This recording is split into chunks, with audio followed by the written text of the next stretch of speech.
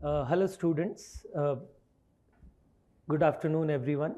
As all of you are preparing for the civil services examination conducted by UPSC, and you are going to become the future bureaucrats and diplomats, what we are going to discuss today is in taking a number of those decisions, being bureaucrats or even diplomats in international context, the role of economics is very important. Okay, whether you are working as a bureaucrat and working on some government scheme within India, let's say building of some infrastructure, or let's say alleviating poverty in some backward area of the country, unless you are aware of the economic aspect of it, for example, how the infrastructure financing is done or how the poverty is measured, etc., the efficient decision making is not going to happen. Similarly, in diplomacy, unless you are well aware of the link of Indian economy with the other parts of the economy, it is difficult to take the measured judgmental response to any particular policy making. And it is in this background that we'll be having a discussion on economics as an optional subject with you. So, good afternoon to all of you again. And I am Shyam Sundar. There is a brief overview of my education and the other thing that I have done, which I know is not something which is very important, but just to inform you, I have been alumnus of Delhi School of Economics, and thankfully went out of the institute with decent marks and so on. I also qualified for the Indian Economic Service. I'm sure many of you know that Indian Economic Service is also an exam conducted by UPSC, which is more comprehensive than this economics optional. Okay, I have by now almost 18 years of teaching experience. I have taught at various colleges in Delhi University, and clearly before you, so many of you are there in the GS batches also. And I've been teaching also optional in this institute for some time. So with this, we come to the main discussion, that what are the things that you need to take economics as an optional. This discussion will be mainly about that, who can take, and what are the comfort areas you should be looking into, and then so on. Later on, we'll be discussing the syllabus, the nature of questions which come. And clearly the session is more about your questions also, both offline, online. So what I may do, I have a brief presentation maybe. Roughly I'll go through half of it and then take your doubts first on that. And then the remaining half, then all the doubts I'll be taking. That is the way in which we can progress. Okay, so let's start the discussion. So highlights of the presentation I've already talked about. Basic requirements that should be fulfilled for choosing economics as an optional subject. Then what are some of the myths which have been there regarding this subject. We'll be trying to handle those problems, and how a teacher can help you in handling the subject while preparing for this exam. The two papers, how they are structured, their syllabus, questions, marks, etc. Fine, we'll be talking about that later also a lot. How economics is relevant in the different stages of the GS exam, like prelims, mains, even essay papers, or even interview. Okay, and a brief reading list that would again be provided to you once you join in. Okay, so let's start with these words, a formal discussion. First of all, the important decision that you need to take while preparing for this exam, which optional subject is the best for you, which is the one which you should be choosing. So I'm not just talking about economics here. Let's clarify that. Even if you are choosing the subjects other than that, you can follow this kind of a systematic framework. Okay, economics is always in favor of thinking systematically, analytically, rather than forcibly telling you to do anything. So that way, subject should be of your interest. Clearly, this is the most important thing, because if you are not having interest in a subject, then when you get some unique questions from there in the examination, you will never be able to answer it as well as many other students. So the basic idea is that don't just choose a subject because it is told to be shorter in syllabus, or your other seniors have told that it's very easy for you to handle. The final judgment has to be taken up by you, okay? Or the subject should be of your background. Nothing better if both are coinciding. Okay, so that's what I have told you, that if you have been actually giving priority to your interest in your education, then both of them can be the same, okay? And if that is not the case, then give the interest more priority. Okay, the background can be different still. You can do the subject, you can choose the subject which is of your great interest. The second thing that you can do while choosing the optional is read basic textbooks like NCERT books. Like in economics also we have NCERT books in standard 10th, 11th, 12th. Even 11th and 12th will be enough. In any case, most of the 11th, 12th NCERT books are needed for the GS purpose. So you can't leave that in any case. But finally, it is you that should be the decision maker whether that is correct subject or not. Some other things that you can follow, like how important is that subject for the GS papers, okay, in prelim stage, main stage, etc. And one basic thing that can also be used is how many students are opting for that subject, because that is clearly determining the level of competition that you are going to face, okay. There are many subjects where visibly it is claimed that look, so many toppers are coming from, but what you do not look at is the other side of it, that so many people appeared but did not clarify also. So the complete analysis will be when you take the ratio of those who are succeeding upon those who are not succeeding, not just those who are succeeding. I hope you got the point. So that is also an important determinant while choosing the optional. Let's go further and talk about economics optional more categorically, on which the present workshop is all about. Who can choose economics optional? Definitely those who have background in economics or even business economics, etc. Okay. Why am I telling that? Because for them, definitely the background and the interest both are in economics. So for those who are economics honored students, some of you may have done even post-graduation in economics. Clearly economics should be taken up, because since you have devoted so many years of your studies to that, you are definitely better capable of handling surprise questions, okay. Going further, even there are some students who take economics as one of their papers, maybe when they are doing BCom honors, or when they are doing a program course in BA, or even in BBA or MBA courses. Sometimes even in engineering studies, like in BTech or in BE kind of degrees, economics are very often one of the subjects. If you find it unique and interesting from there, from that background, then you can choose again economics as an optional, okay. One of the main highlight of this discussion is economics is a unique bridge between science and the social sciences. So when we said economics is where science meets arts, that is what I meant. How can I say that? It's a unique bridge. Paper 1 of this optional is having very much scientific orientation. Scientific orientation means very analytical, okay.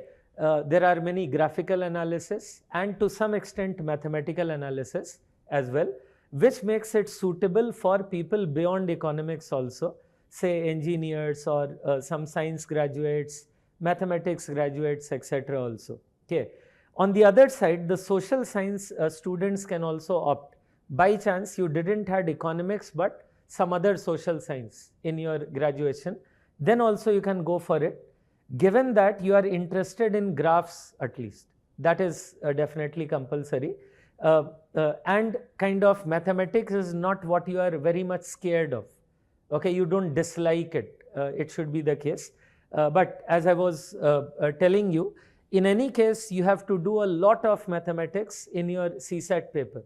Compared to that, economics optional is child's play, okay. Believe me, there is possibly 1 or 2 areas where you will need to know mathematics beyond CSAT part, which I'll inform you, and we'll be having classes on that. And where social sciences students benefit also is through their writing skills. Okay, in paper 2, for example, if you are having a good writing skill, logical writing is what you are favorite of, then you can score very well in paper 2 also. Not just paper 1 is scoring, which is more analytical and graphical.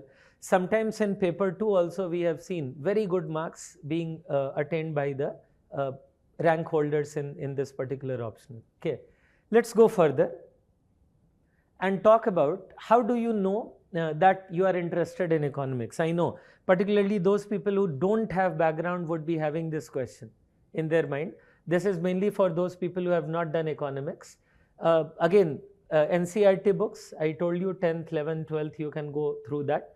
Mainly look into the graphs in microeconomics, macroeconomics textbooks.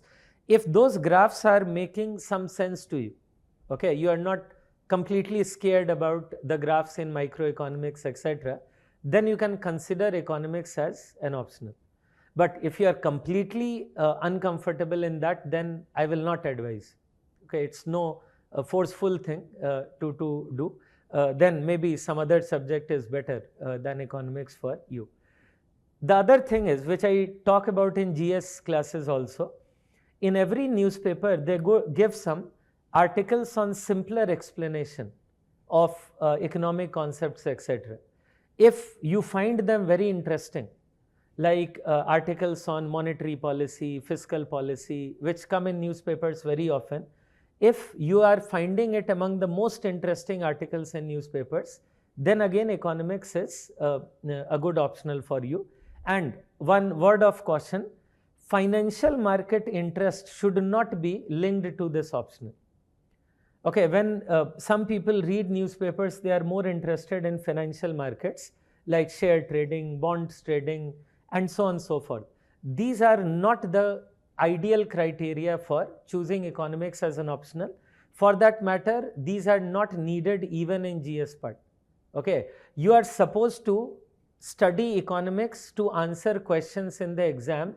You are not supposed to know how to invest your money in share and bond market. So let's be clear on that. Okay, and that is why even in economics optional these questions are never asked. Okay, economics as an optional subject does not deal with share markets, scams in financial sector, and so on and so forth. Okay, so that is just a clarity also which I wanted to make. Then comes a few more things you can follow while looking into whether economics is ideal. Today when we discuss some of the topics, for many of you this will be new, just try to see whether it is increasing your interest in reading more about it or not. Okay, and as I told you that it's a bridge between science and social science. How can I say that? We have graphs, we have evidence being talked about in any economic issue. Okay, as a social science, it is also sensitive to the welfare issues. So if you are finding your personality as a combination of the two, if your thinking is analytical, yet you are very much concerned about the problems of the country, okay, the problems like unemployment, the problems like poverty, then I would say economics is a very ideal subject for you. Okay, it's a very good combination of science and arts that way also. When I say science and arts here, science as an analytical thinker, arts as in having a soft heart for the problems that we are facing. Okay, so when science meets arts, okay, I'm sure bureaucracy improves, and that is what I feel the country is in dire need of when we talk about the requirements from the bureaucrats. Okay, let's formally begin with now. We are now formally going to begin with some specific discussion on economics. One is clearing some myths. Okay, this is needed in the beginning because otherwise you will always be confused about it. So 3-4 basic myths I am talking about. If you have any more in your mind, both online and offline, you can definitely ask that. One myth is that economics has a very vast and dynamic syllabus. Okay. Well, partially I agree that it's vast, but then there are almost all optional where vastness is there. Okay, because when you do optional, that is where it is different from GS. You need to go into the depth of it. Okay, so you cannot ignore vastness in any subject. It is clearly not very dynamic. Let me explain why. By dynamic, what we mean is current affairs based. Dynamic means something which keeps on changing very regularly. Okay, typically where current affairs role is very high. In economics optional, current affairs may be asked in paper 2, but definitely there are not many questions. Maybe 1 or 2 questions that can come, but that will not be a big deal because you must have prepared that while doing economics for GS. So when you do economics for your GS course, there also you do a lot of current affairs. That much will be enough for optional. I hope you are following that.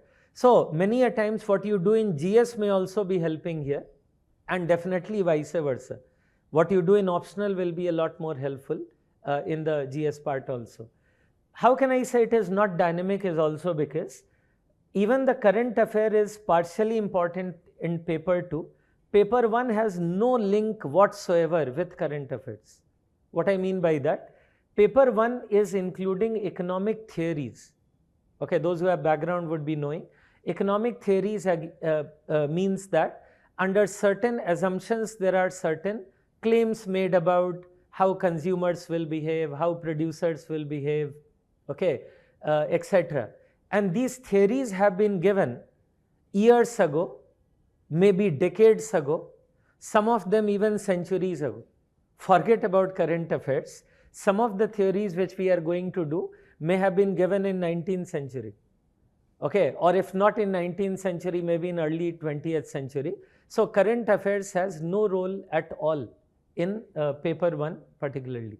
Yes, it can happen that when they give you a question in paper 1 and you give some example from Indian economy to support your answer, then you may get a few extra marks. That is definitely possible in that case, which we'll do in the class. In the class, whenever I do the paper 1, then I give many examples from paper 2 and vice versa.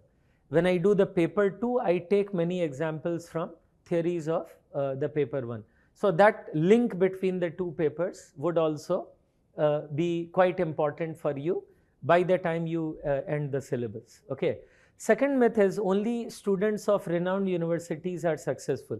That is a common fear of even people with economics background, that I have not done it from, say, University of Delhi or JNU or some renowned university.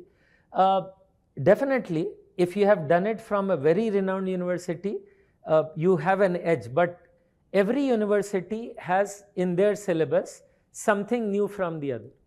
So I would not be against any university over here. Some universities have syllabus which is slightly more mathematically oriented. Some of them which have syllabus which is more descriptive in nature. Okay. In both cases, you are doing something which is unique for you. Okay. Like typically a student from University of Delhi would have done more mathematical economics than descriptive. Then he or she needs to leave some mathematics and focus more on descriptive. The student from some other university may have done more descriptive part, less mathematical. So he or she may have to do the opposite. Okay. One of the roles of classes will be to pull both the students back to a middle way. Okay.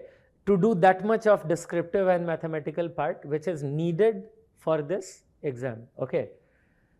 So as I told you, as I have written, even some engineers have topped the exam with economics optional. Okay, you can check it. Don't just believe in me.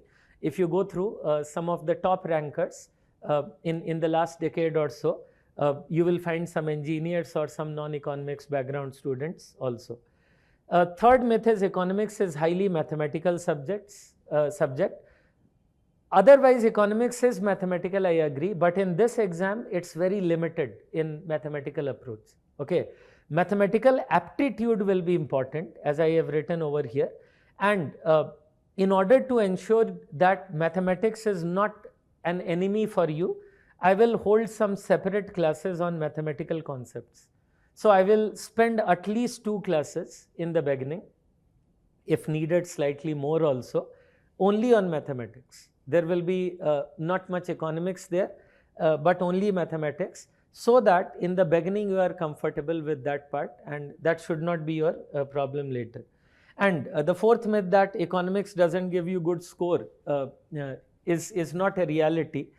Paper 1 is highly scoring due to, again, graphs, sometimes numericals also. Okay, due to numericals, the paper 1 becomes scoring. Although most of the numericals are not compulsory, if you attempt and solve it properly, you can even get 100% marks there. There are very less optional subjects where in a question you can get 100% marks. At least in some questions, economics offer that kind of opportunity. Anywhere between 270-75 marks are attainable if you are a reasonably good student. Sometimes even 300 plus we have seen. Okay, clearly that will depend a lot on the day on which you wrote the exam.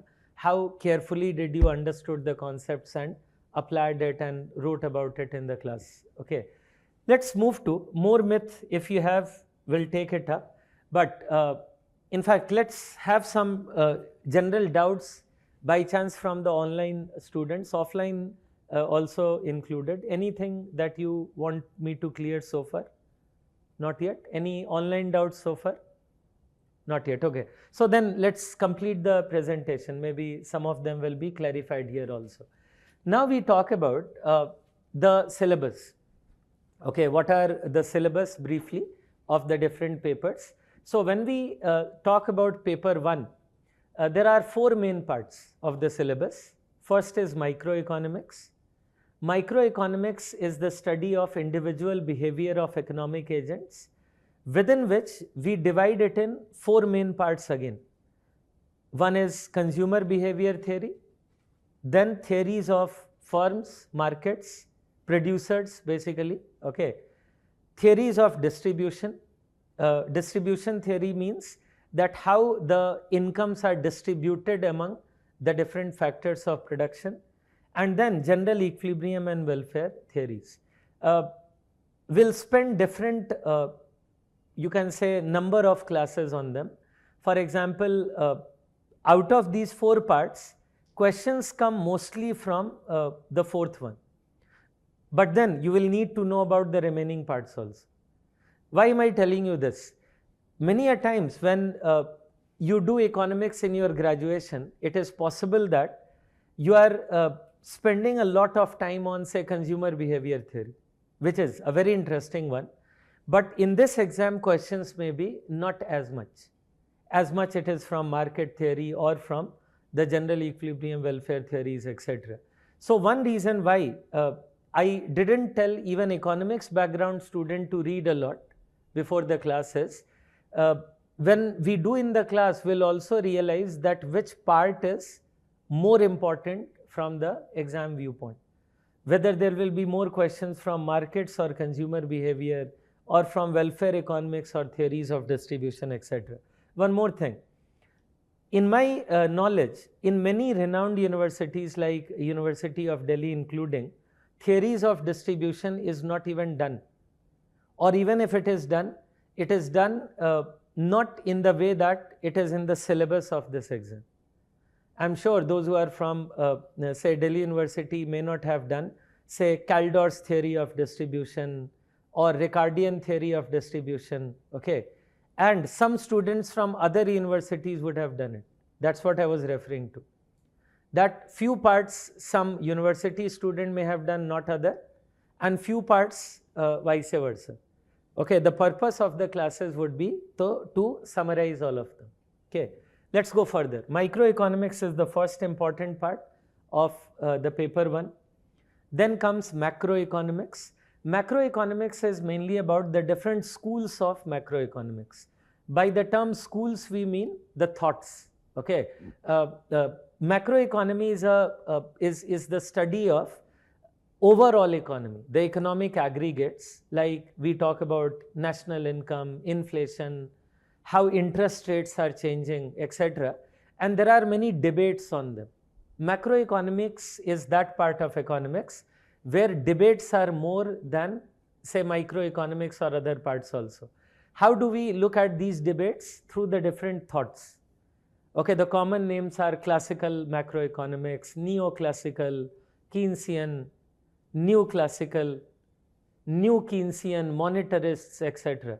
And I'm sure anyone from economics background even possibly wouldn't have done all the schools of thinking in their graduation. Okay, I'm sure even if you have done your economics honors and maybe post-graduation also, all of them wouldn't have been done by you. So in UPSC syllabus, they expect you to know about all of them. Okay. In typical universities, they do classical. Even classical is done very quickly. And then they just jump to Keynesian and to some extent new classical. Okay, and monetarist maybe. New Keynesian, etc. are rarely covered in the syllabus as far as I know. But in this exam, they are asking questions. So in macroeconomics, we'll then do how the different variables interact under these schools. Variables like income or national income, interest rates, the wage rates of the laborers, etc. So the second main part is macroeconomics, and there are two more things which I include here only, although they are slightly different from macroeconomics. One is money and banking. Money and banking will be basically a discussion on monetary policy. Monetary policy is still connected with macro, so I kept it in this part only. And also the features of the banking sector in India, the problems, etc. This money banking is almost overlapping with the GS part, money banking also. From money banking, we also have questions in GS. So it is almost overlapping. Yes, there will be some extra theories that we'll be doing in the economics optional. Then public finance, again, one part which is overlapping with GS syllabus, within which you do the theories of taxation, public expenditure, subsidies, and so on and so forth. So this I would call the second main part. Macroeconomics and somewhat linked parts like money banking, public finance, etc. The third important part of paper 1 is international economics. Within international economics, we will do theories of international trade, where we'll talk about how the different countries trade with each other. What determines which country will export what, import what. Then we'll be talking about the trade protection instruments like tariffs, quotas. Okay. We'll talk about open economy, macroeconomics. So basically, micro and macro are two fundamental parts of economics. Whatever we do in economics after it will be application of either micro or macro. Like within international economics also, we divide it in micro versus macro. Trade protection, these are micro part of international economics. Then we have macro part also. That how in open economy, the macroeconomic schools are interpreting the economy. We'll talk about trade blocks, monetary unions, and then finally, some of the organizations, mainly WT. Okay. So what is World Trade Organization? What are the agreements, etc.? These are also parts of international economics. By the way, WTO is very commonly asked even in paper 2 in link with the Indian economy. So that will be a part of paper 2 as well. Coming to the fourth and last part of the paper 1, growth and development. Growth and development will include areas like theories of economic growth, like those who have background in economics must have done Harrod-Domer model, Solow model, okay, Romer's model, etc. So there are some 4 or 5 models at least, which models as in the economic growth models that will be doing, some more than that. Particularly will then move to the growth and development for least developed countries and the developing countries like India. And that is where there is some overlap between paper 1 and paper 2. When we are talking about economic development in developing countries, clearly India will take as an example. And that will be a bridge between the paper 1 and the paper 2. Some other parts will be looking into how agriculture is linked with economic development, how trade is linked with economic development, planning and economic development. And one section will devote to the welfare indicators, typically the indices like Human Development Index and so on and so forth, sustainable development. This part almost entirely, particularly the second part, trade development, planning development, HDI, etc., is again overlapping with your GS syllabus a lot. In GS also, in prelims, sometimes in mains, they may ask questions around trade development, etc., or particularly on sustainable development, where we bring the link between environment and the economic development. So this is where we'll stop on the paper 1. Paper 1 will be more time taking. Okay, you can say that the 2 papers that we are doing, roughly say 2/3 of the time can be thought for the paper 1, maybe a little less, but around that, because there are complex theories and there are many graphs that will be drawing in the class itself. So when we are drawing the graph, labeling it, understanding it, it takes time. We can't help it out. But then my purpose is that if you are clear about those graphs within the class, you just need to go back home and revise them. Okay, even if you do not look into other books, kind of that syllabus is covered by you. Then comes paper 2. Okay. A few more things quickly on paper 1 before we go there. Some broader features of paper 1 is it's a theoretical paper, and don't mix it up with descriptive. Okay, many students think theoretical mean where they have to write a lot. No, that is a wrong understanding. Theoretical means where we are attempting or studying some theories. In economics, theories will mean we give some assumptions. On the basis of those assumptions, we give some broader understanding of some part of economy, like market theory, like welfare theory. It is not containing many words actually. Theories are actually very brief in nature. Okay, that is why I clarified, don't mix it up with descriptive part. Okay, and those who are new to economics, particularly for them I had this page. Those who have economics, they would know. In economic theories, what do we study? We typically take some assumptions and then see how the economic variables are behaving. Okay, variables can be microeconomic, macroeconomic. Like in microeconomic variables, we talk about say marginal utility or marginal products, or other aspects like in welfare theories we'll talk of say social welfare functions, etc.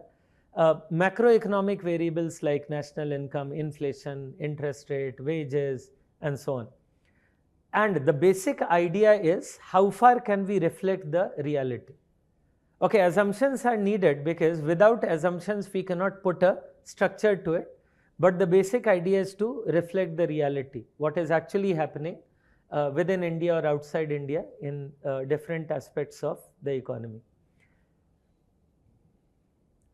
Sometimes within one economic theory we'll do multiple models. Okay, models in economics is just a way of approaching a problem from different perspectives. Okay, if you are not aware of the meaning of models in economics, it's like this. We all agree that an economy should grow at a higher rate. GDP growth rate should be higher, no doubt about it. Now, there may be 5 different economists who will approach this by 5 different ways. Like some economists will say, to achieve higher GDP growth, you need more savings. Okay, some economists may say that no, savings are not enough. You also need more open economy, let's say trade-related economy for growth. Some of them may say, no, that is alone not enough. You also need to focus on efficiency of capital. These are examples of different models in the same growth theories. So that is why within the same theory, many a times we do different model. Another example I have given here in market. Like in market theory, we'll do oligopoly, which is market form where there are few sellers. Now within that, there are multiple models to give the interpretation. don't worry, when we do the class, we'll talk about what are the different models of that part. And just for again non-economic student, these models you can very well compare with the modeling in say engineering. Let's say within engineering, many a times it is done. Before an actual model of car is brought in the market, there are multiple models of car which are presented. And it is tested to what extent they will be successful. Something like this we do in economics to explain an economic phenomenon. Okay, so this was just a basic clarification for those who are completely new to economics and they didn't had much idea about what are economic theories or models within that and so on. Going further, let's talk about how paper 1 is important in GS. Okay, then we'll talk about the paper 2. A few things have already said, so it's more like a repetition. I told you money, banking, public finance alone may have anywhere between 7 to 8 prelims questions. Do you realize how important it is? Out of total 100 questions in prelims from all the subjects, just a few areas in optional can help you handle 7-8 questions. That's a big thing. Okay. Then comes the general relevance of prelims, economics and prelims.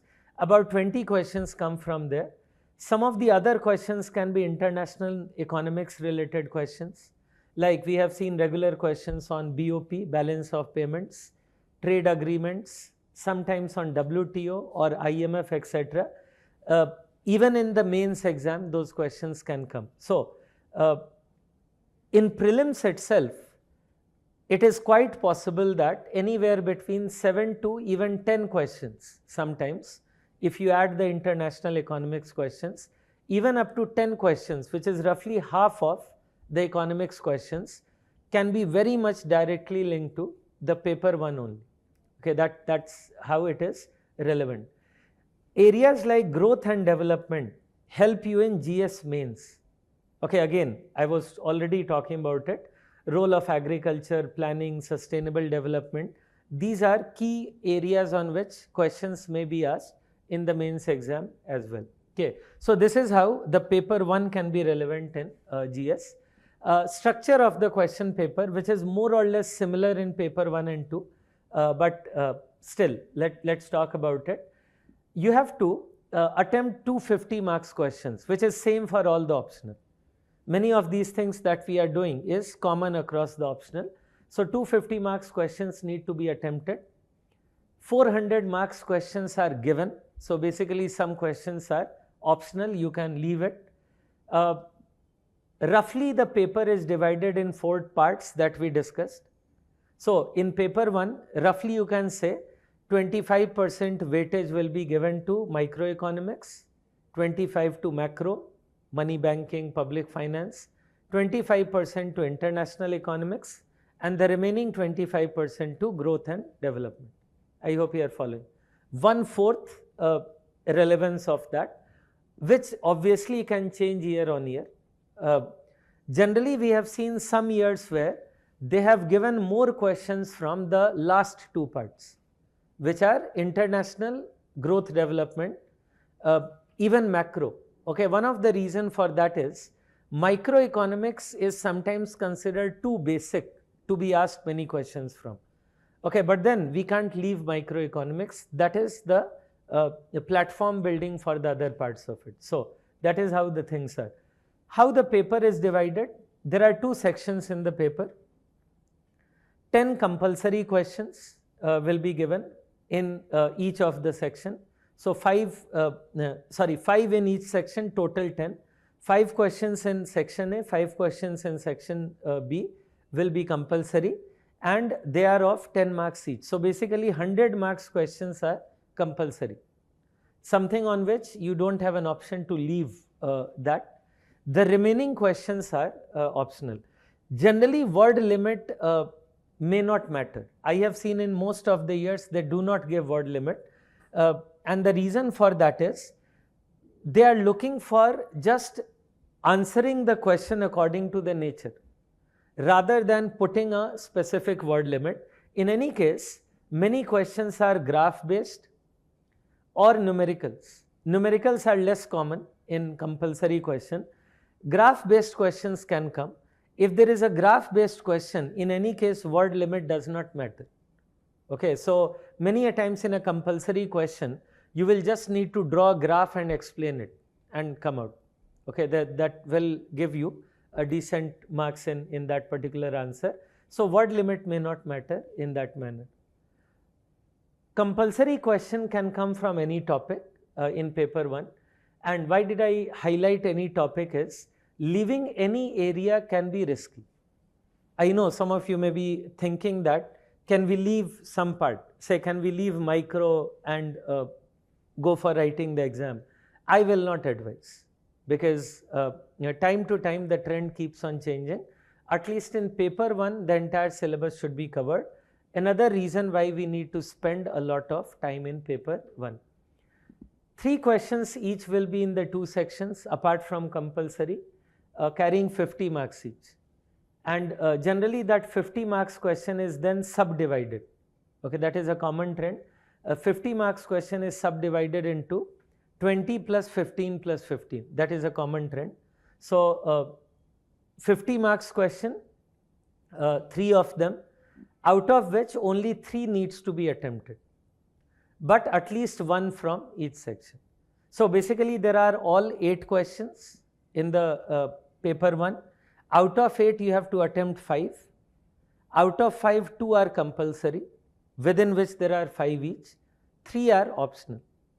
Okay, and you just need to ensure that you write at least 1 answer from each section, and then the other 2 from the other section. That is how you need to do.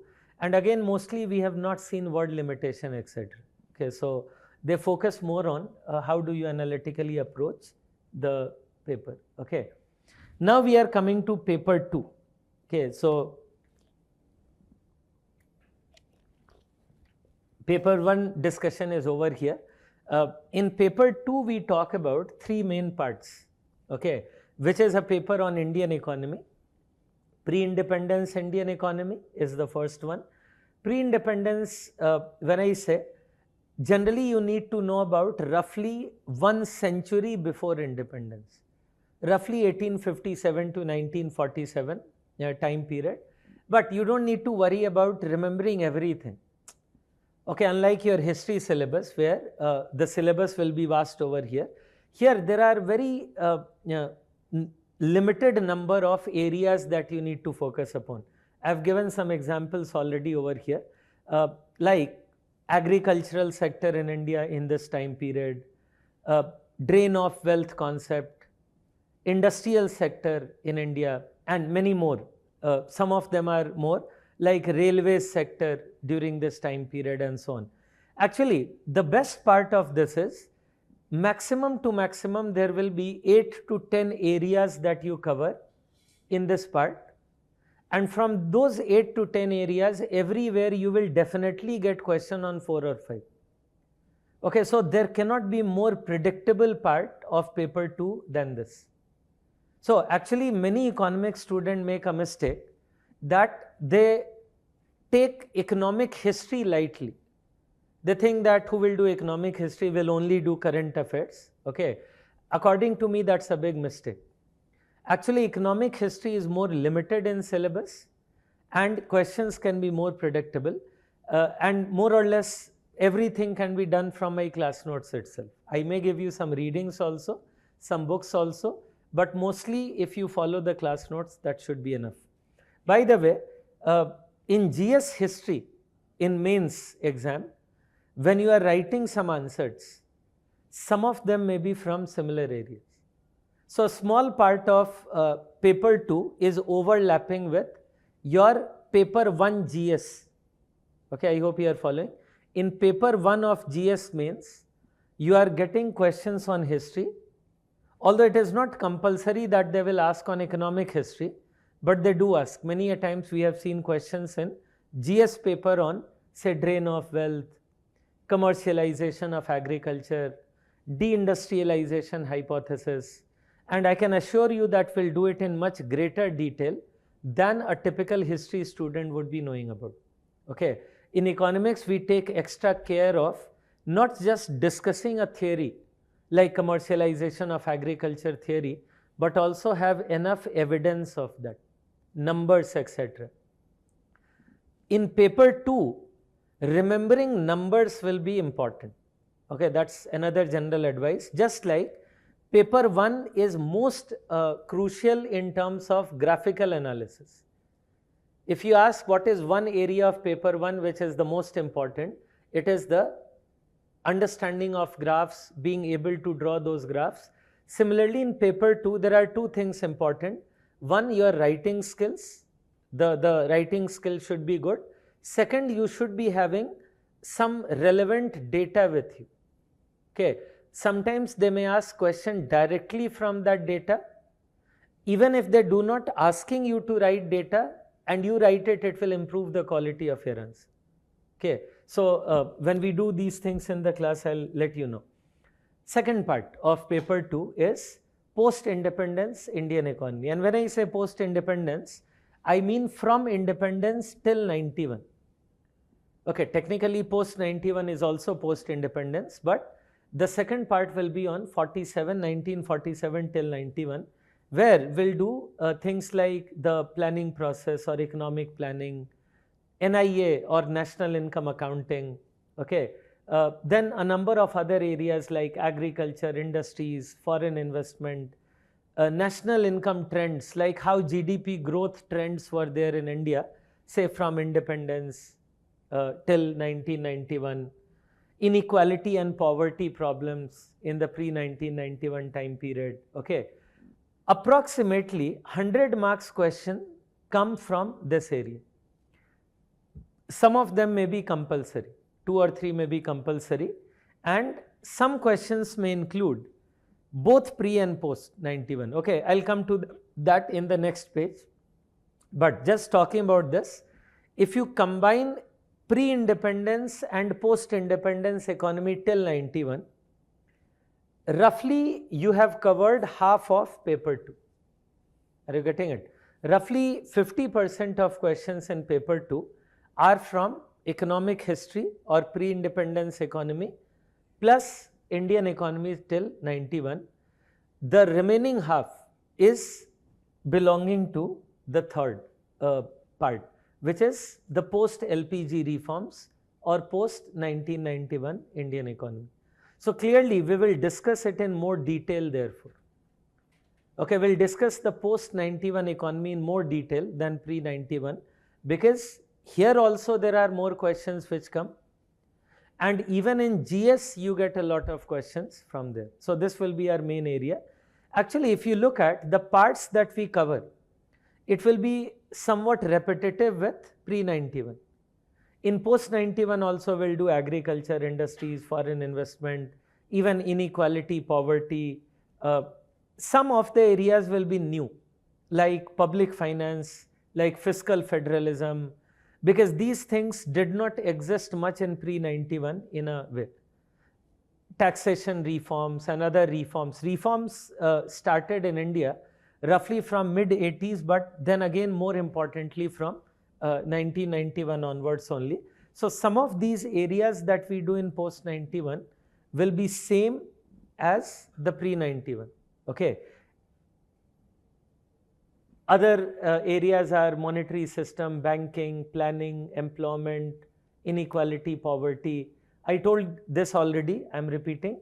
About half of the weightage comes from this part, which is anywhere between 200 or even more than 200 marks with say 5-6 compulsory questions. Generally, we have seen that in section B of the paper 2, all the compulsory questions are from post-91. But then to surprise you, they may also give one of them from say pre-91 or even pre-independence, okay. And this is coinciding with the GS papers, particularly paper 3, but also paper 2 of GS, okay, which I had told you already earlier, okay. One more thing, some questions which they ask is combining pre and post 91. For example, they may tell you to compare say poverty reduction in India before 91 to post 1991. So these are questions where the sections are overlapping. I hope you are following. It may be on both pre and post 91. That is why when I do paper 2 in class, after finishing pre-independence economy, what I do, I take some topic, start from independence and end till recently. Okay, that is my way of teaching to ensure continuity. For example, when I do agriculture with you, I will start with, say, land reform starting after independence, continue till whatever happened till 91, say Green Revolution, etc. Cross 1991 and talk about what happened to agriculture after 91 till recently. Okay, because this way you will maintain the continuity. This is how I'll be covering the paper 2. I keep pre-independence separate because otherwise you will be confused more. Okay. Post-independence, however, is very difficult to separate only from 91. So we'll do that in continuity. So these things can be discussed later on also. Structure of paper 2 is somewhat similar to paper 1 with some differences. Sections are more clearly divided in paper 2. As I told you, section A mostly has questions on pre and post independence Indian economy. Section B has mostly on post 91 Indian economy. And that is why possibly you may be a little selective. Still, if you are doing every part of syllabus, better it is. Okay. But here the possibility of being selective is still possible because there may be clear-cut diversion between the two sections. So those people who find themselves more confident in post-91 economy sometimes may do a little less on pre-91. Although they may be in problem if there is a question overlapping both. Okay, so again, ideal thing is that you should cover the entire syllabus, but still compared to paper 1, somewhat selective study is still possible. Okay, how is it relevant in your GS papers? GS mains paper 3. Okay, I'm talking about the GS. There are 4 papers in GS. The paper 3 of the GS mains has on an average 60-70 marks questions linked to economics. Okay, I'm sure most of you know this, that around 60-70 marks, sometimes even more than that, come from economics. Sometimes even in paper 2, they ask 30-40 marks questions, depending on year to year. They may not ask, sometimes they may ask also. Okay. And in paper 1, maybe 10-20 marks may be asked, where you may have to link economics with something else, like social issues. Paper 1 of GS is known more for questions on sociology, history, geography, etc. But remember, there may be some questions where economics and history can be linked.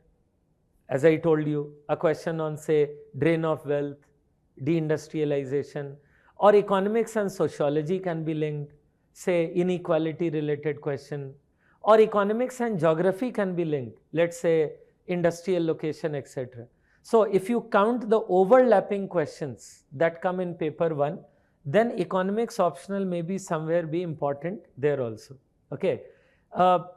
Essay is where economics is definitely not very important, I agree. But sometimes when they ask a question or essay topic, you may get one topic linking economics and sociology. Most of the essay topics are linked to, say, areas like philosophy, psychology, okay, but some essay topic which are on social issues particularly, either directly may be linked to economics or you can bring it in there. So sometimes if you are fortunate, even in an essay topic, the economics optional will be helpful, although not a guarantee, okay, that I agree. Because essay topics are very, very unpredictable if you have a general look at that. Okay. So what I wanted to inform you is that apart from the independent questions which are coming, mostly in paper 3, there are many areas where economics is interlinked with the other subjects. Okay. Sociology, public administration, geography, even history, etc. Even international relations, by the way. When you do international relations for your GS, there is generally economic relation as a part of it. Although in the formal meetings of the international relations, let's say in a G7 meeting or in some other kind of meeting, they talk a lot about how the societies are connected across the countries, how they are politically similar to each other.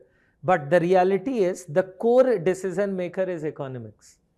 Okay, so economics is one area which is very much core. They do not tell it openly that much, but economics is very much core in deciding with which country will have what international relations.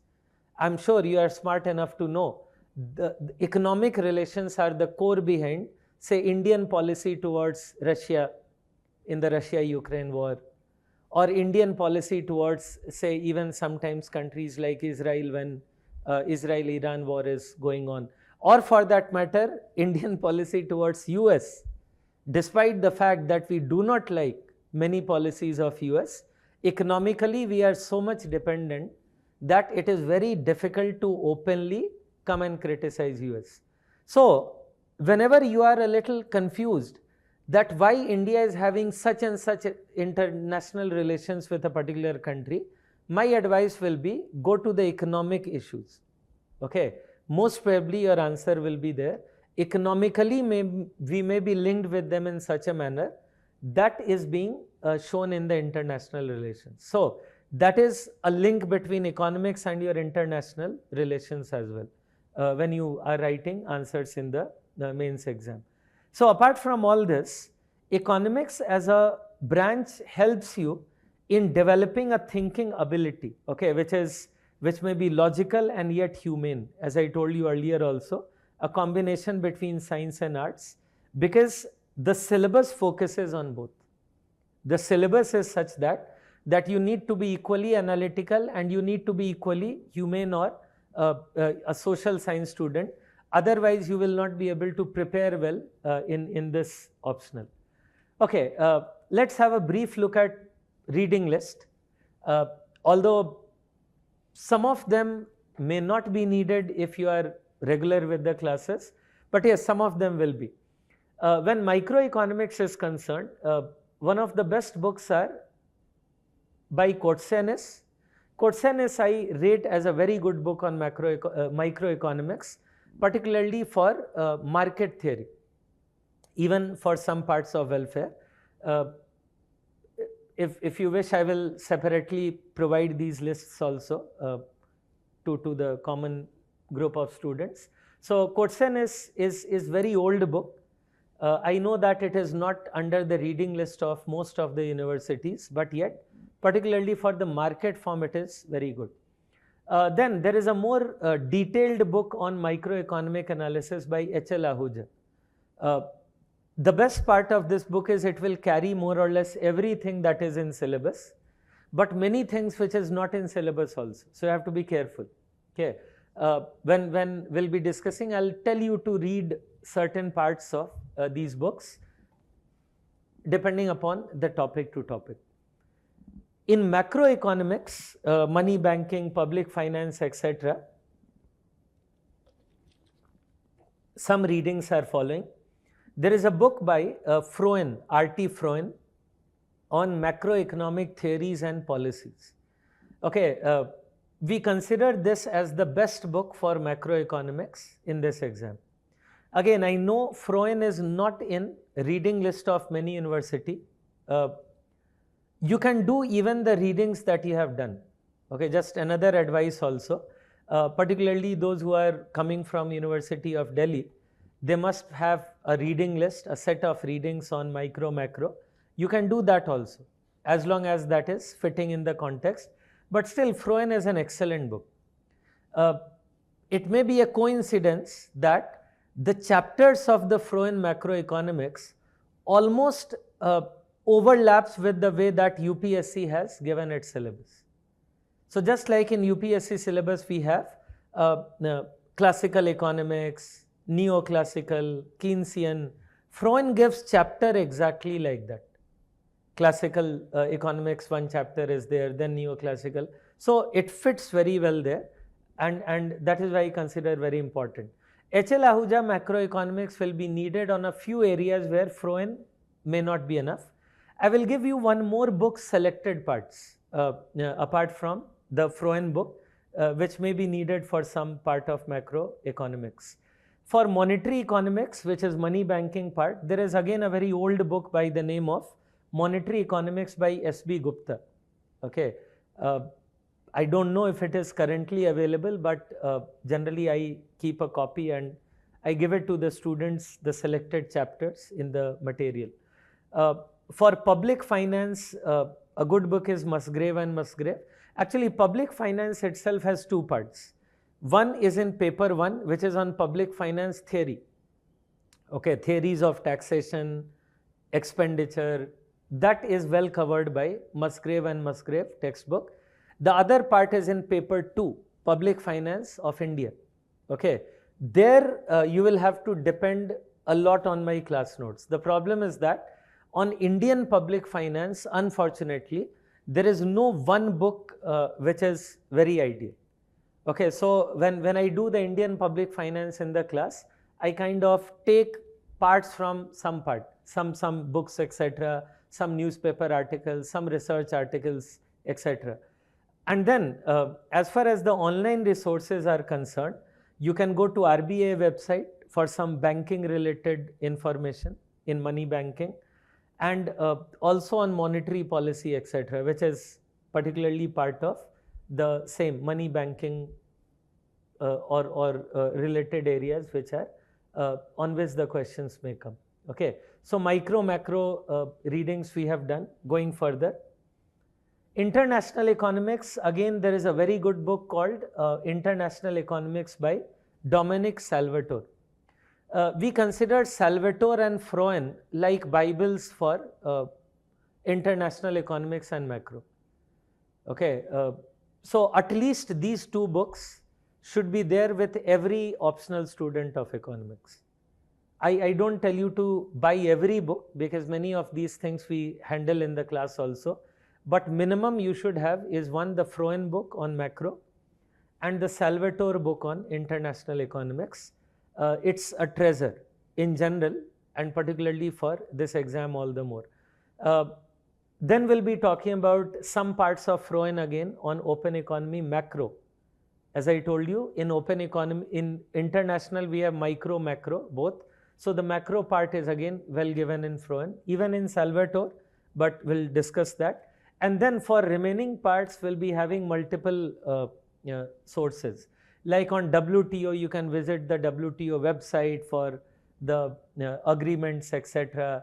Similarly, the Eurozone website is there, which tells you about a lot about monetary union.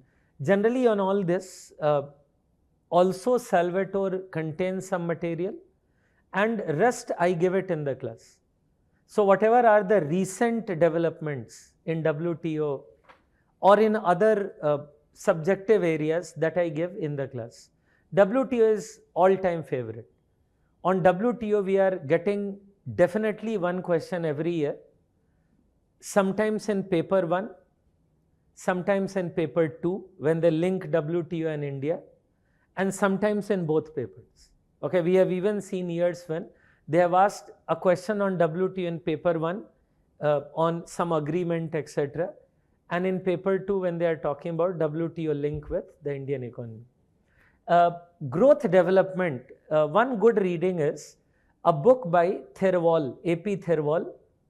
The name of the book is Growth and Development with special reference to the developing countries. But there is a problem here. Before I go further, there are some other books. Let me talk about them also. One book is by Todaro and Smith. The name is Economic Development. Okay, it used to be in DU reading list. Maybe no, not longer, not any longer. Then we have some reports here also, like Human Development Report, from where you will get the latest on Human Development Index, etc. Some reports on environment. You must have heard of the COP report. Actually, these parts you do for your GS again.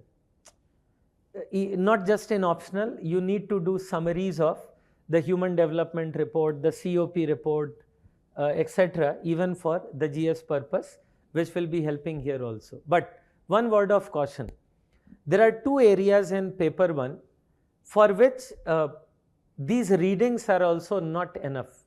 One is public finance, okay, particularly on the public finance linked to India, the readings are not enough. Other is growth and development. So these books are very good, but they do not cover each and every part of syllabus that UPSC has. Like Thirwal book covers some growth models very well, but not all. Okay. For example, say Lewis model, there is a model that we do, is covered in Thirwal, but the questions that come are generally of more difficult area. Same for Todaro and Smith, an excellent book, but few things are not here. So growth development is a little tricky area because according to the syllabus of this exam, none of these readings cover each and everything. So in these areas, class notes will be even more important for you. Okay, if you have done the class notes, then it will be a summary of from different books, and whenever I do it, I will give you reference also. If any of these references are there, I'll give. If any of other references are there, like some research paper, like some other lesser known book, I will talk about it. Okay, so that goes without saying. Then comes for paper 2, the reading list. I have written selective in bracket with a reason. Okay. Selective because some readings will be created during the course of our study. What I mean by that? When we are covering the syllabus, then also many things are happening. Okay. Basically the current affairs part I am talking about. And for that, I may tell you to read some newspaper editorials also. Okay. So that is one thing. Sometimes newspaper editorials may be on a traditional area also. Recently we have seen a lot of discussion on poverty. You must have heard of it. Therefore, some of the good articles came in newspapers by people who have worked a lot on poverty calculation in India, like C. Rangarajan. You must have heard of the name. C. Rangarajan, with one of the other economists, had written a very good editorial in the Indian Express, I think roughly a month ago. Okay. Now that kind of editorial can be like a reading also, because when someone like C. Rangarajan is writing on poverty, he will not just discuss the current context and come out. He'll give you a background of that. Okay. He himself has been a chairperson of a poverty calculation committee, by the way. So when Rangarajan or someone like that writes an article, that is like a reading in itself. So whenever time to time we get such an article, we can use that also in the reading. Okay. Therefore the term selective. So let's do now the readings formally. For economic history, there is a book called Economic History of India, written by Tirthankar Roy. Okay, Tirthankar Roy teaches at London School of Economics. He has written an excellent book on economic history. Although it's a very good book, but again the same problem. Some parts of syllabus covered very well in this book, some part not. So wherever Tirthankar Roy book is not enough, I will give you extra material, and maybe also the readings from where you can go through it. When it comes to post-independence Indian economy, there is a lesser known book. I'm sure many of you may not have heard of it. The book is named The New Oxford Companion to Economics in India. The book is edited by a well-known economist Kaushik Basu. Let me tell you why this book is so unique and important. What Kaushik Basu has done in this book, he has invited the most renowned economists across the world, mainly from India, to write on their area of expertise. So someone who is writing on banking in this book has experience in the Indian banking sector. Someone who is writing on poverty has done poverty calculation. I hope you are following. Okay. So this book is like an encyclopedia. Okay. There are 2 volumes of the book. Every part is not important, but those parts which are in syllabus can be important. So These are very crisp articles which carry whatever is needed. And the best thing is you can entirely depend on those articles.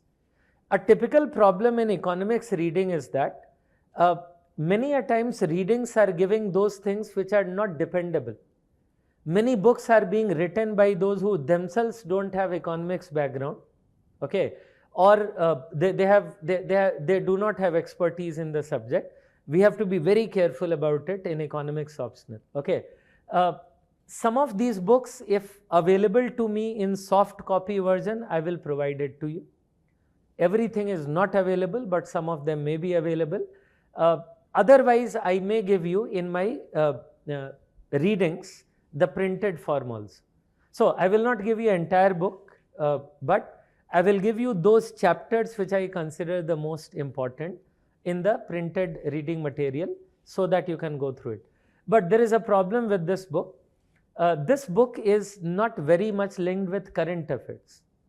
So if you are thinking of what's happening in India in the last 3-4 years or so, then this book will not be enough, okay.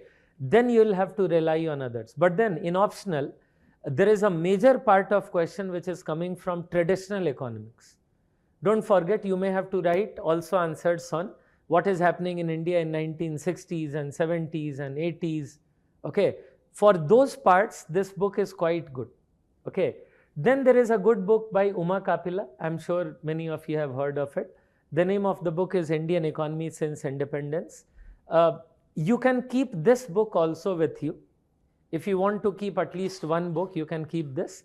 I will discuss selected chapters from there.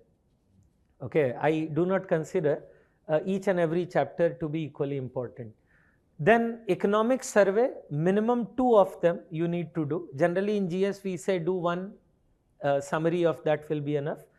At least 2 should be covered, even if in a summary for the current year and the last year at least. Some of them I will incorporate in my class itself. So in the class itself we'll be incorporating certain parts of the economic survey if it is relevant. Some websites would be helpful even in paper 2, the RBI website, Niti Aayog website. Niti Aayog contains excellent articles on either overall Indian economy, like how Indian economy has been doing recently, or on some particular sector like agriculture sector. Particularly on agricultural sector, we have some excellent reports given by Niti Aayog. They may be a lot helpful in doing the economics optional. PIB, PRS websites, typically that you follow also for GS. Okay, so you can continue here as well. Regular newspapers you should definitely do, and economics articles there. If you want to go for one more newspaper, you can take a business newspaper, read it selectively. Business Line, according to me, is the best one in terms of the syllabus of this exam, or even journals like EPW, but you can leave it, okay. EPW articles, if needed, I will give you. I will not advise you to go through every, you can say, publication of economic and political weekly. That will be too complex than needed even for optional. If you are doing even a business newspaper time to time, not on a regular basis, that's more than enough for you. Some regular newspapers also carry economy related articles, so that they can be a good reference, as I was telling some time back.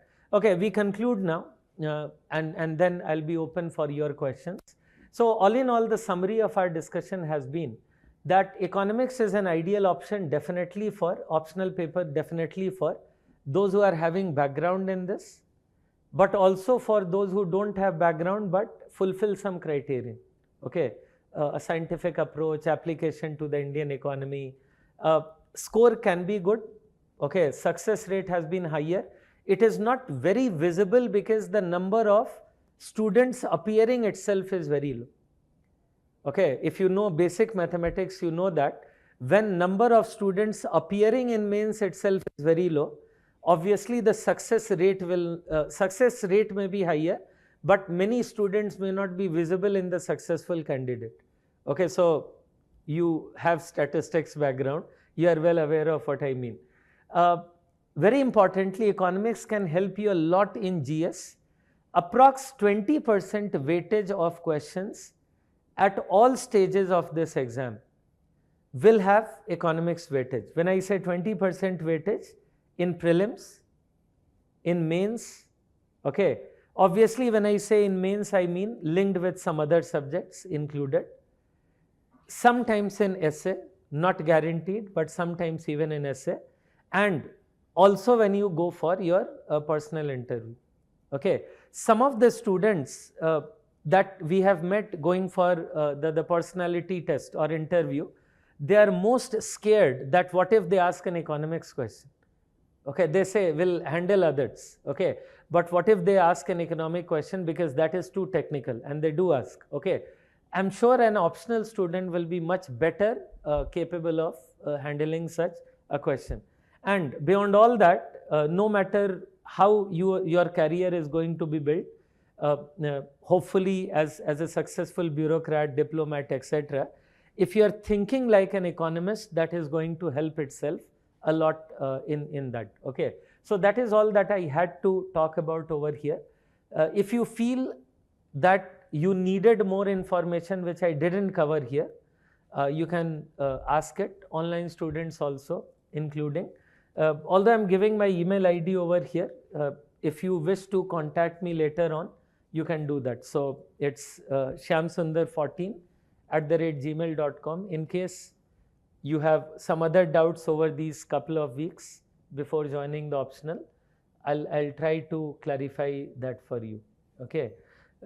Let's have the question answer session on that. Anyone? I can't see any online questions so far, so I'll wait for online. Anyone from the offline students? I'll keep on repeating the question and answering that also. So anything? Yes. What it means like by not regularly following the business line paper, so how should we take it? Like daily should we take it or what? Okay, what I meant to say, obviously when you subscribe to a business newspaper, you will get it every day. When I said not very regularly, I meant that each and every day you may not get editorial on an area which is linked to your syllabus. Okay, so there may be sometimes an editorial which is too generic, which may not be linked directly with your syllabus. You can leave it. That is what I meant. When you flip through a business newspaper or even a regular newspaper, gradually we'll start recognizing that this is an area which is part of my syllabus, and then you should do it. I said not very regularly because I do not want to overburden you also. Treat it as a optional reading right now. Focus more on the other books or the main readings. Why am I telling? Because current affairs is relevant in paper 2, but not as much as the static part. Most of the questions in paper 2 are from the static part. Static part, when I say economic history, post-independence economy, they are forming the major part of the discussion. Okay, that is how the things are. Anything else? Okay. Okay, we are not getting messages here. Okay, so there are some students asking on YouTube.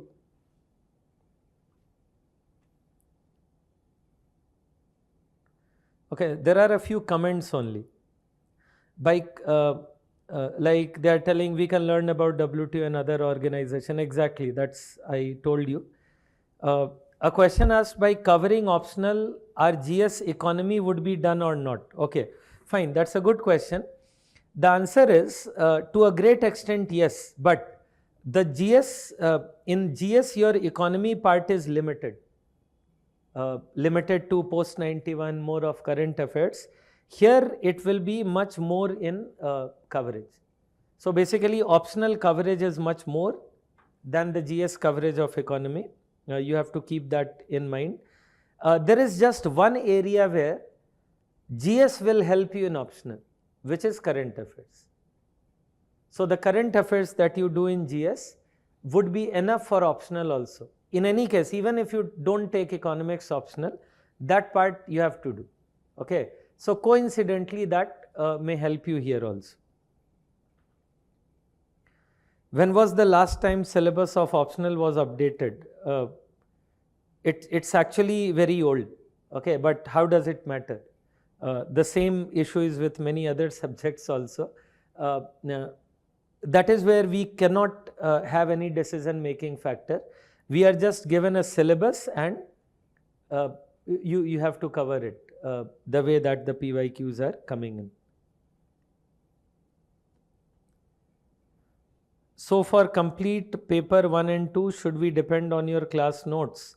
Largely yes. I told you that a few books may be needed, like Freund book on macroeconomics, Salvatore on international economics. Other than that, largely it will be covered. Okay, time as far as it is concerned, we will take approximately 6 months to cover. The reason is that we often meet 5 times or 5 days a week, sometimes in between 6 days also. Initially, I deliberately give a little more leaves because many students I have seen complaining that they are not finding time to revise the class notes, particularly for whom economics is new. They often complain that they need more time to revise. So when you get 2 off days in a week, that will give you some more flexibility to revise your class notes. Then when we are on track, when we are doing much at a more speed, then we can even meet more frequently. Yes, I do economics in GS as well, but how does it matter here? Okay, I don't know. Thank you for the session. Okay, thank you very much.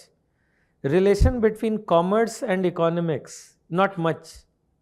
Unlike many of us think, commerce accountancy is whole together other subject than economics. There may be a few overlaps only, like in commerce accountancy also you need to do a lot on taxation. But when you do taxation in commerce accountancy, the focus is separate. There, a commerce student needs to know more about what are the current rules on, say, income taxes, GST. Here, when we do taxation, we'll be doing more it as taxation theory. Okay, although you should know the basic rules of income tax, but not each and every minor detail, like such and such income tax act has made this change and so on. This much is not needed in the economics paper, needed more in the commerce paper. So actually commerce is very, very different paper, and I'm not commenting on that in this discussion. Okay, that's what I was telling, that those people who are appearing for 2026, okay, they may largely rely on my class notes only, because by the time we'll cover the syllabus, it would be typically maybe beginning of January next year. I'll try to finish it by December end, but typically it takes time, because I also devote many classes on PYQ discussion. I didn't talk about it here, but after every section, I devote maybe 2, maybe 3 classes sometimes also on just PYQ discussion, due to which just on previous year questions discussion, we need anywhere between 12 to 15 classes. So time we have to spend, okay, you can't help it. If you are appearing next year, then just focus on my notes. Don't read much beyond that. Maximum to maximum 1 or 2 book. If you are appearing for, say, beyond 2026, then you can do a little in more detail some of the other textbooks that I am telling. So that will depend on your time availability. What are your thoughts on Dornbusch and Samuelson for macro? It's a good book. Dornbusch Samuelson book is a good book on macro, but since economists like Dornbusch, Samuelson both are more a follower of Keynes, okay, somehow in their textbook there is more bias in favor of Keynesian school. When we do in UPSC coverage the different schools, we will try to give equal weightage to all the schools. So the books like Dornbusch may not give as much justice to, say, the classical school of thinking as much as Froen is giving. But then I told you, if you have done a book while doing your university syllabus, you are comfortable with that, then some parts you can cover from there also. But then for the other parts which are not well given in the book, you may have to depend on the other book. I hope you follow. So you can follow two strategies. Either take Froen book and read it entirely. I think that is easier way to do. Or if you have done some other book in your economics undergraduation, whichever part are given there, read it from there, and whichever part is not given, you can refer to Froen or class notes. That's up to you. Okay, I hope I'm getting clear. You will take lectures for both papers. Exactly, yes. Okay, I'll be taking the entire syllabus. Uma Kapila is having 1,000 plus pages. So basically you are asking that how will you be covering? I clarified, I'm not telling you to read the entire Uma Kapila book. Okay, some of these books you can keep just because when you are preparing for the exam, possibly one area where you are more confused, you can go and do the selective chapter. Remember, when I say keep this book, I am never telling read from page number 1 till the end. That is not how generally books are used. The books are typically used in a selective manner. So that you have to keep in mind, and I'll give you the chapters, etc. Test series role in economics optional. Is it only for practice or content enrichment? Test series will be very important, but then I didn't talk about it because that is a later part. When we are done with the entire syllabus, then in the test series, I'll be giving you some of the unique questions where your learning will be tested, and more importantly, how do you attempt those questions in the limited time will be tested also. Okay, many a times it is easy to grasp a concept, but writing an answer, and that too in the limited time period, is not easy. So keeping that in mind, test series will be important. Yes, we have test series, but that will be after the prelims. Like we are running a test series right now. That will be for those students who are appearing for mains this year, not for you. Okay, you can join that roughly the same time next year. Hopefully, when you have cleared the prelims already by now. So then I'll be welcoming you to that. I told you will take total around 6 months. Okay. Okay, you are asking how much time to paper 2 will I allot? Out of 6 months, you can say 2.5 months for paper 2. Major part will be on paper 1. Why paper 2 takes less time is also because many things which we do in paper 1 will be also be the part of paper 2 discussion. Okay, like when we are doing WTO in paper 2. Since WTO fundamentals are already known to you, it takes less time to link WTO with NDA. So that I will keep on deciding when I take the classes. Okay. Why selection is minimal from economics optional?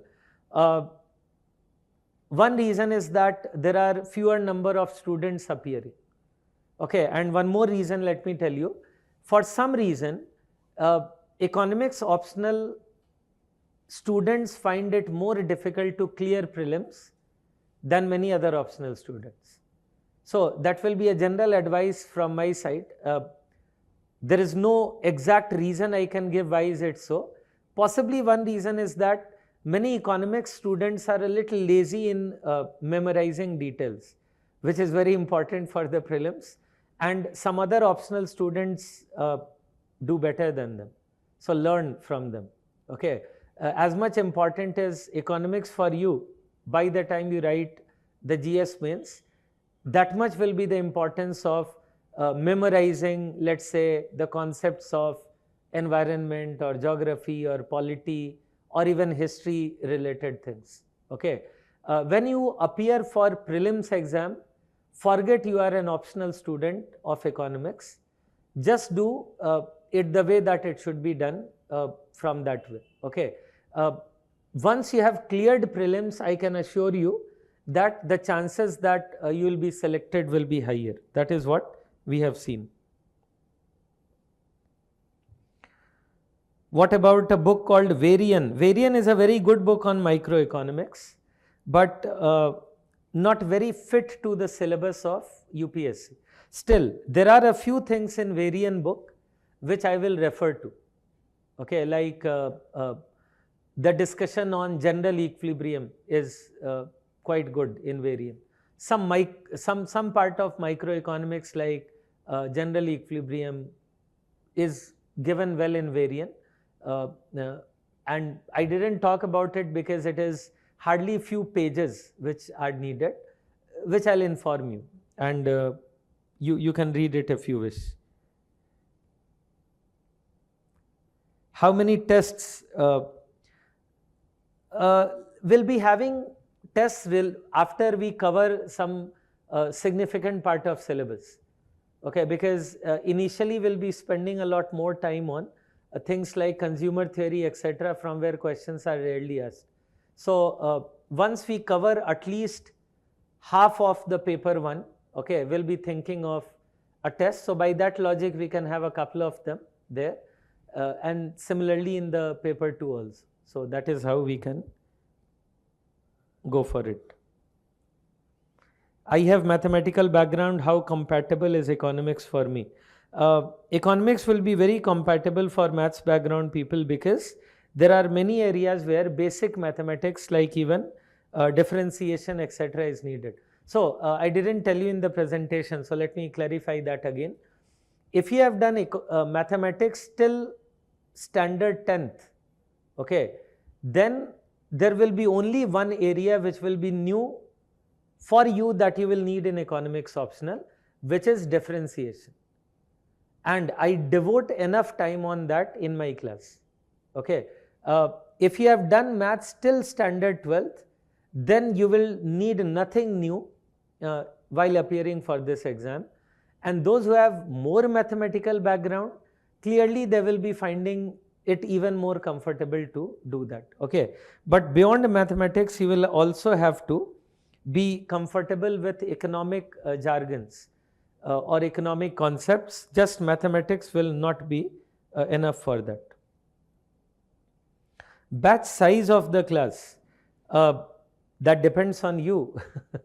But generally batch size is enough that we don't need to have another batch. Okay. So basically given the many students coming online, generally we have around 100 students, but as I told you, it may be plus minus a few.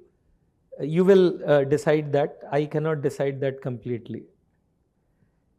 Same question, will GS be covered with economics optional? I answered that already. Okay. Again, so similar question, why marks are not coming a lot in economics optional?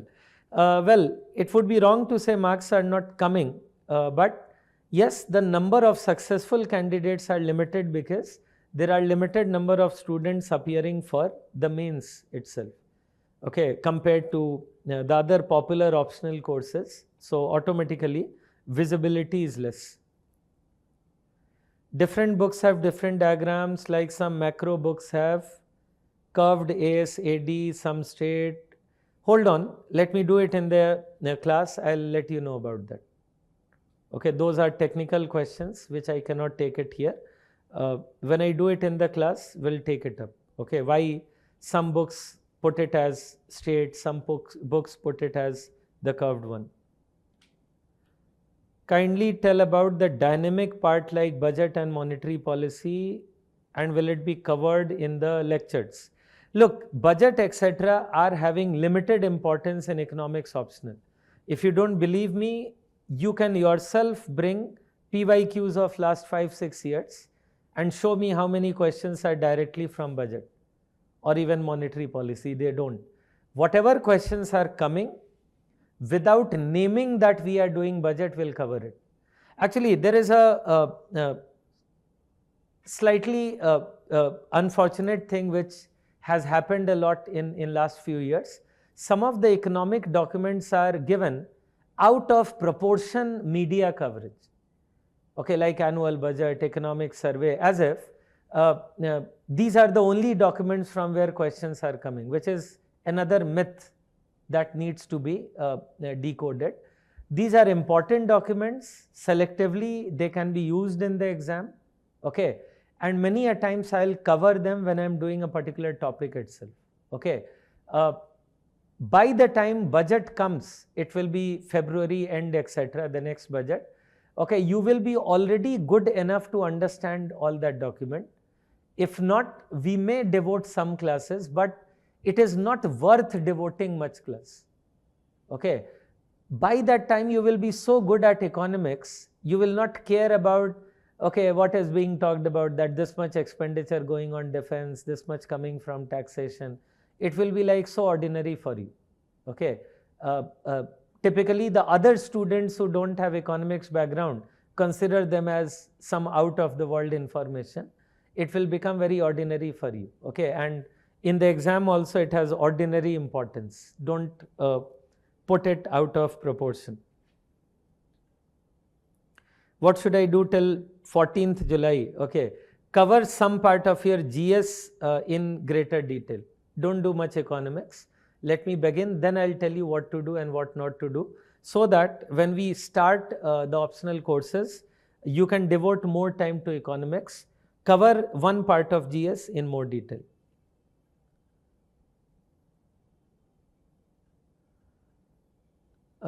I'm not sure which teacher you are talking about who did not solve numerical. In my class, I do numericals in detail. I'll give you many numericals, help you solving them also. You can talk to some of the previous students who were there last year, last year. Okay. How to revise economics effectively? Just go through the class notes. So that will be coming up much later.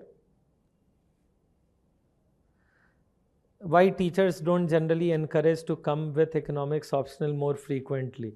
Again, every subject is important and every teacher has some kind of soft corner for their subject. Okay, so definitely I'm not forcing you that take economics optional only. I've given you some of the conditions that you should follow. Okay, first I would like that you should be successful at your exam, whether you take economics optional or other optional. But my job is, if you take economics optional, I will try that your probability of success can be increased. So I cannot comment upon which teacher is telling what about economics.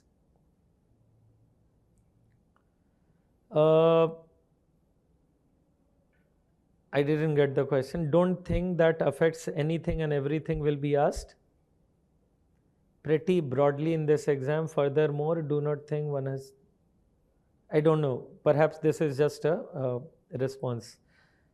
Difference between RBI, DEPR and IAS exam, a lot of differences there. RBI exam is much easier than Indian Economic Service. Okay, and for Indian Economic Service, you need to have a post-graduation degree in economics as compulsory criterion. I hope you know that. In this discussion, we won't be talking much about IES, but when we prepare for economics optional, coincidentally, we will cover more than half of the economic service syllabus also. So by chance, later on, if some of you plan to write Indian Economic Service, you will find a lot of syllabus to be covered. Okay. Yes, whatever test or test series takes place, I'll be giving you the evaluation and remarks, etc. Resource I have already told, you can look into the presentation. I already cleared that the myth of optional in economics not scoring is not correct. That's mainly because either the students have not written the way that they should have, or many of them have not even got the chance to write the mains exam. Precisely, we'll start from the basics of economics only. That is why roughly 1 week after I begin will be more important for those students who do not have background in economics. Even those who have background may learn a few new things, but 1 week at least will be for those who are new to the subject.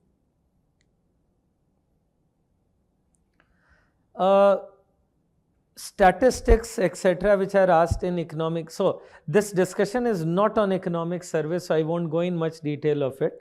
But generally, the statistics part of IAS is more difficult. Okay. I'm student of GS batch, wanted to join optional class, but there is a time overlap. You talk to the office, they will solve it. Okay.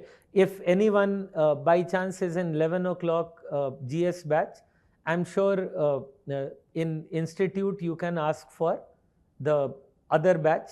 There may be a few days problem in order to match up with that. But since for most of the lectures recorded video is also available, I'm sure you can handle it. In fact, you can do these things in the next couple of weeks also. By chance, those of you who are enrolled in 11 o'clock GS batch can request for some other batch, either 7:30 or a 2:30 batch. I'm sure they will listen and do the needful. Okay.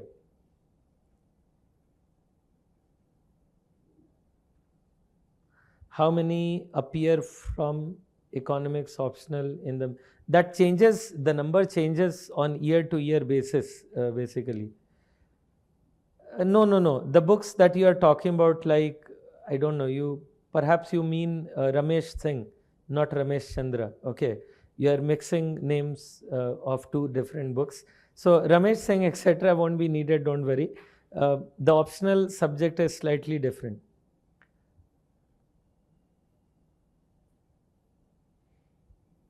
Okay, one question is asking that, can I do my MA from IGNOU simultaneously when we prepare? Yes, but then you decide what is your priority. Okay. Sometimes IGNOU material can be quite good even in optional preparation. In fact, I didn't mention it here also, but sometimes when I do certain parts of public finance in India, okay, the Indian public finance, etc., I do give you certain parts of the IGNOU material as well. Okay, that I consider good. So IGNOU syllabus overall is compatible with the economics optional syllabus here. If you are going through these two courses, it won't be contradictory to each other. Okay. For any other exam, if you want me to want my advice, you can meet me separately. Okay, because the RBI exam has a different syllabus, economic service exam has a different syllabus. This discussion is not focusing on that. Okay. What can be best approach to analyze GS3 economics part and economics part in prelims? Okay, don't worry. When we do the optional part, I'll keep on telling you a lot about it. Wherever, although even in my presentation, I told you about the overlap between both GS mains paper 3 and the prelims part. Say money banking, open economy, these are very common questions in the prelims. And when paper 3 is talked about, some of the overlapping areas which are there are that of agriculture, infrastructure, which we'll do in any case in detail here. Okay. How to revise optional? What do you mean how to revise? Just go through that and appear for some test. That would be checking your revision properly. Okay. I can't see any further. Can I prepare economics optional without coaching? There was one question asked by offline student also similar. Look, anyone can do anything without coaching, given that he or she is highly disciplined, very clear about the references that they are doing, and not underdoing or overdoing a particular part. Okay, which is definitely not impossible, but classes will make it a little more systematic. So that is what I would like to say. I can't see more questions here. Any other online questions so far? I cannot see any question from the current online students so far. Here the questions which are there I have already taken up. A few basic things. The class timing will be 11 o'clock, as you know. Okay. And at least in the beginning we'll start with 5 days a week. Maybe at a later point of time we'll add one more, because in past I have seen some students complaining that it becomes difficult for them to revise, because those who are new to economics takes some time to come on that particular track. That is why I'm telling you that in the next couple of weeks you can cover some part of your GS in greater degree, say polity or history or geography, any particular part, so that you can devote a little less time on GS when we start the economics optional. I hope I'm getting clear on that. Okay. Do you expect some basic knowledge before starting optional? Not much. We'll do that. Okay. We'll do almost from scratch. Okay. So we won't be expecting. Leave the test series issue right now. Okay. Test series is something which is needed after we are done with the syllabus. Okay. Difficulty level in economics. If you have done class notes properly, then difficulty level you will not find much. That I can assure you, because I do the PYQ discussion also side by side. Okay, for GS someone is asking, will the yellow book be enough? Yes, largely. That I talk about in my GS classes also. So here I am more interested in answering the economics optional related questions. PYQ relevance is very high. That is the reason why I discuss PYQ after every part. Okay, so that will be actually very important, and that will also check how well you have understood the topics that we have done in the class. Okay. No. You don't need to make further notes of my class notes. Maybe while you revise, you can do that. When you are appearing for the exam, before that, you should revise the graphs, etc. And then in short form, you can write it. But those are for future. Okay, don't bother about. Let's keep it simple.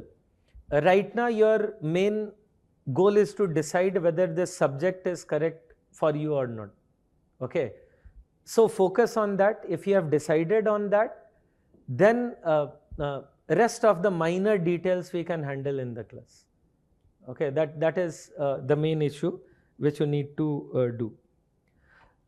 I already told that test series is done after prelims, but test series is for those students. Ideally, anyone can join test series, but ideally it is for those students who are appearing for mains. So that doesn't apply to you, most of you who are going to appear next year or next to next year. Okay. I can't see any more questions so far in this. Any other doubt? Yes, please.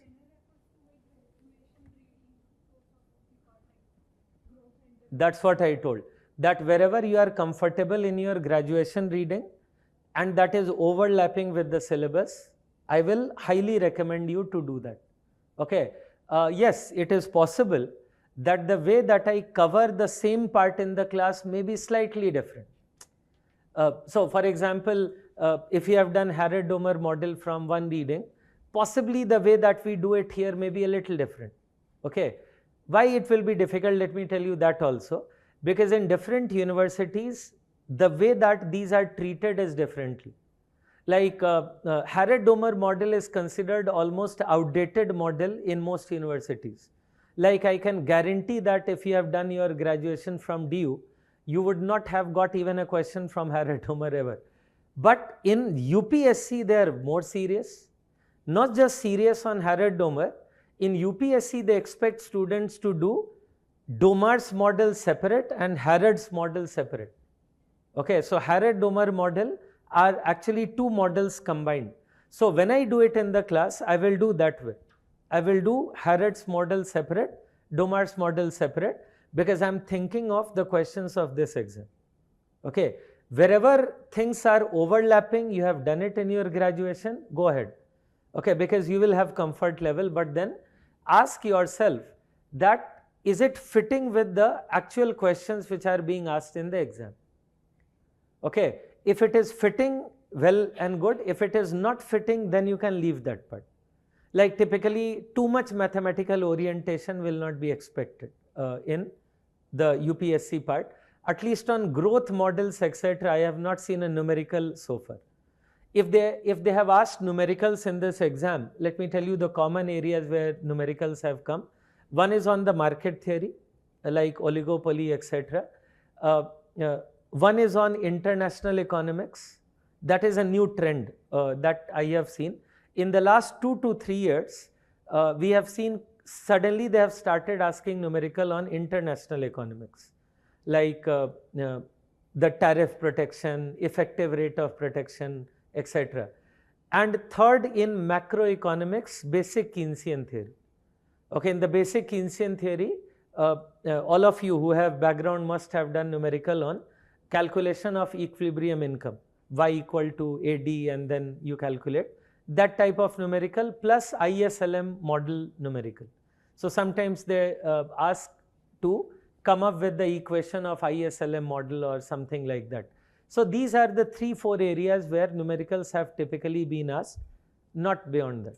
Okay, beyond that it is largely theoretical paper. Okay, that is the case. Anything else? As in for optional, it is too basic a book. Okay, in optional we'll be doing much more than that. The questions are much more in depth over there. Those are the books for the beginners in GS, etc., and so on. Here our discussion will be at a slightly higher level. Okay, maybe in GS you will not need that much. You may need a little less compared to that. Okay. Anything else? Yes.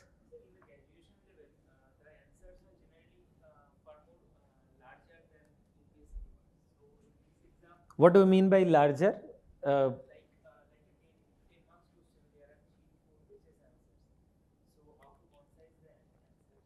Okay, fine, that we'll learn over there. I think in most universities there is no limited number of pages given. Okay, that is why you keep on writing more and more, thinking that examiner will be impressed. Okay, fine, some of them get impressed also. It's another matter. But yes, that's a very valid question. Here you have to be very particular about space utilization.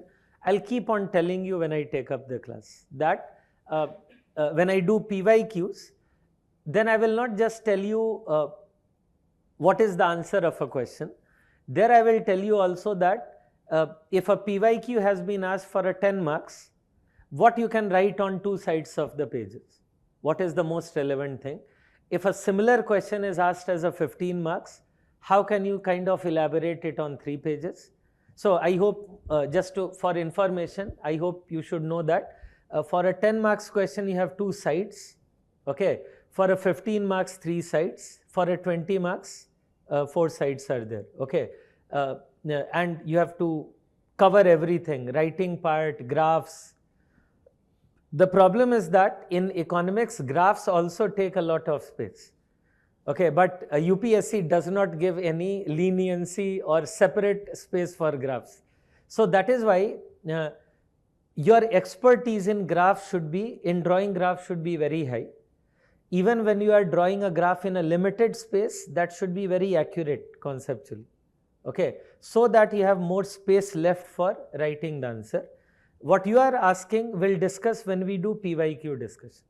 Okay, in specific form, that okay, in this PYQ, how do you handle this? And then gradually we'll learn. Okay, when by the time we'll do the different areas PYQ, we will learn that. Don't worry. Any other doubt?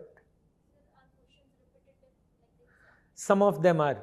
Some of them are actually repetitive. Questions are Some of them like, let's say, Pareto efficiency related questions coming almost every year. So when they are asking on welfare, their common area is Pareto efficiency or something related to that. Similarly, quantity theory of money, okay, almost every year. There are 2 or 3 types of quantity theory of money questions are common. ISLM related question, every year we are getting either a descriptive one or sometimes a numerical. So yes, many questions are repetitive. Okay, somehow in macroeconomics all the more, because in macroeconomics the nature in which syllabus is divided is much systematic. Okay, so that is the reason. A few online questions finally.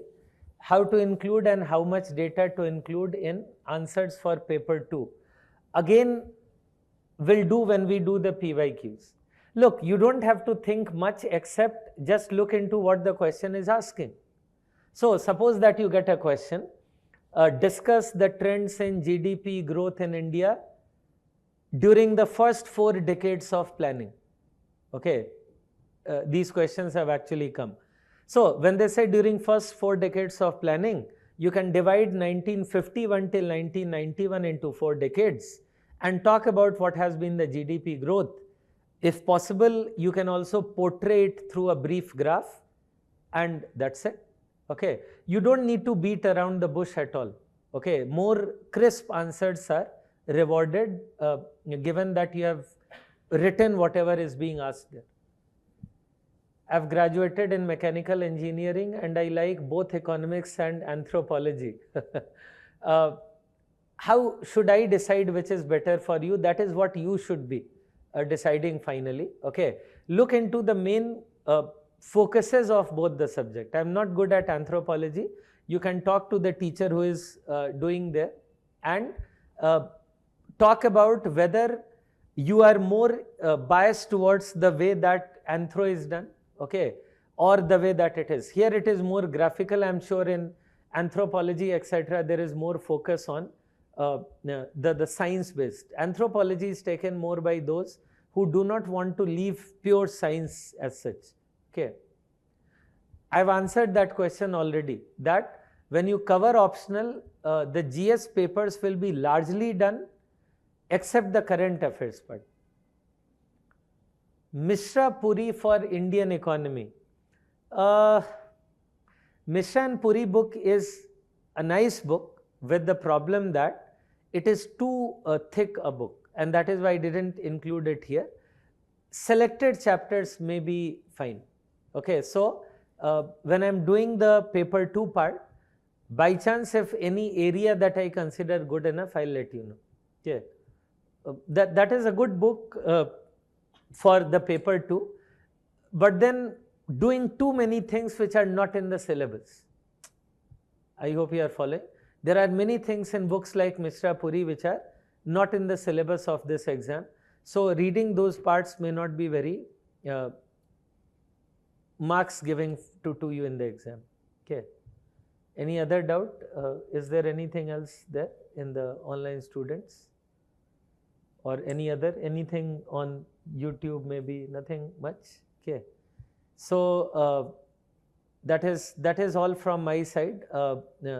In these couple of weeks also, if you want some other things to be cleared, you can meet me. I'll be here only, the offline students. Online can mail it to me. Okay.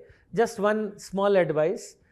Those who are joining online also, try your best to attend the live classes. I know many of you have compulsion, you cannot come for offline classes, but when you are joining it in live lectures, that will always give you a more feel of doing the subject rather than just looking into recorded lecture. So unless you are under a very serious compulsion, try to join live classes. That would be a general advice, rest up to you. Okay. Anything else from anywhere, offline, online? So fine, that is it then from my side. All the best to all of you in choosing whichever subject fits you well. Okay, and let me know if there is any other doubt that I need to clear about economics. Thank you so much.